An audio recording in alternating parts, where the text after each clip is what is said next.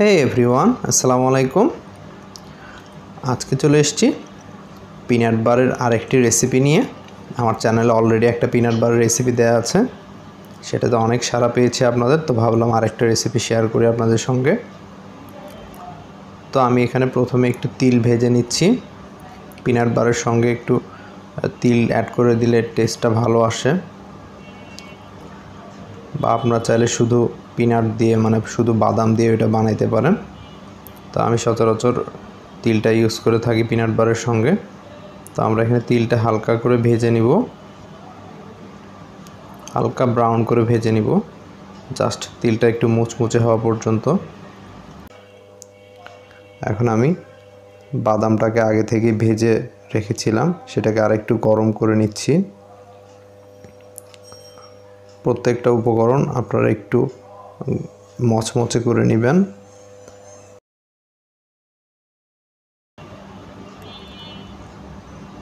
তো দেখুন, এ পর্যায়ে আমি প্লেটে ঘি ব্রাশ করে নিচ্ছি আগে থেকেই, কারণ যখন আমি পিনাট বারের ডোটা মিশ্রণটা রেডি করব তখন তেল ব্রাশ করার সময় পাবো না, কারণ এই মিশ্রণটা খুব তাড়াতাড়ি জমাট বেঁধে যায়, চিনিটা খুব তাড়াতাড়ি হার্ড হয়ে যায়। তো দেখুন ভিউয়ার্স, এখানে আমি 1 কাপ চিনি নিয়ে নিয়েছি একটা কড়াইয়ে, এবং অল্প আঁচে এটাকে চুলার উপর রেখে দিয়েছি। দেখুন নিচ থেকে আস্তে আস্তে চিনিগুলো ক্যারামেলে পরিণত হচ্ছে।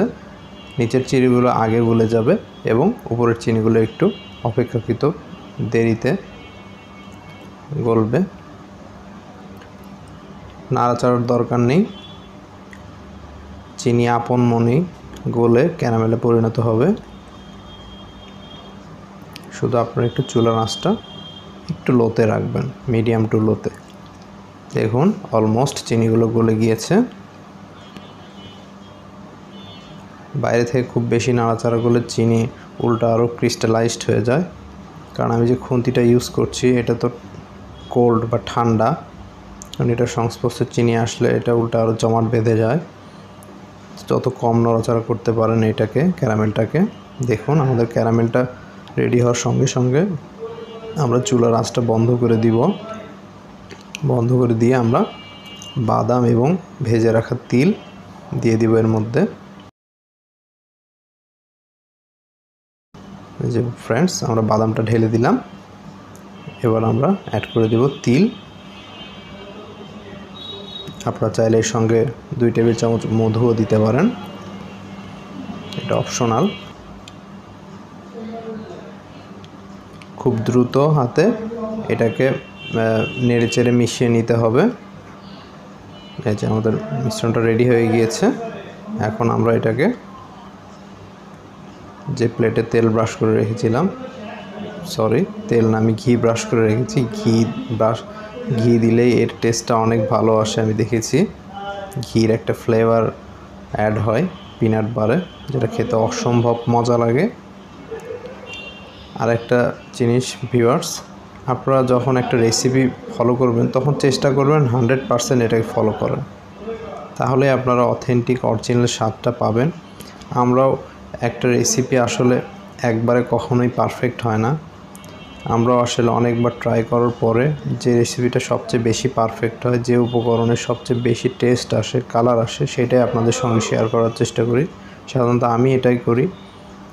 তো দেখুন আমরা প্লেটে সেট করে নিয়েছি পিনাটটাকে, পিনাট বারের যে ডোটা সেটা। এখন একটা ছুরিতে একটু তেল মাখিয়ে আমি এটাকে ছড়িয়ে দিচ্ছি জাস্ট। আপনারা চাইলে এরপর একটা বাটার পেপার দিয়ে বেলুনের সাহায্যে এটাকে আরও বেশি চ্যাপ্টা করে করতে পারেন, স্প্রেড করতে পারেন। তো আমার কাছে বাটার পেপারটা নেই, এজন্য আমি ছুরির সাহায্যে এটা করছি।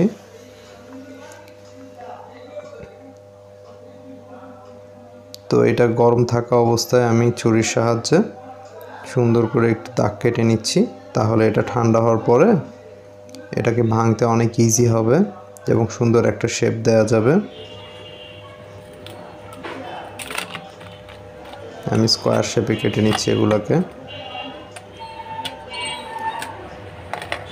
দেখুন কত ইজিলি এটা উঠে গেল থালা থেকে। 15-20 মিনিটের মধ্যে যথেষ্ট ঠান্ডা হয়ে যাবে। দেখুন একবার এর ক্রাঞ্চি ভাবটা কত সুন্দর এসছে, এটা কত ক্রিস্পি হয়েছে এবং কতটা কালারফুল হয়েছে ভিউয়ার্স। তো অবশ্যই আশা করব বাসায় আপনারা এটা ট্রাই করবেন। আপনারা ট্রাই করে উপকার পেলে তবেই আমার ভিডিও বানানোর সার্থকতা। তো ভিউয়ার্স আজ এ পর্যন্তই।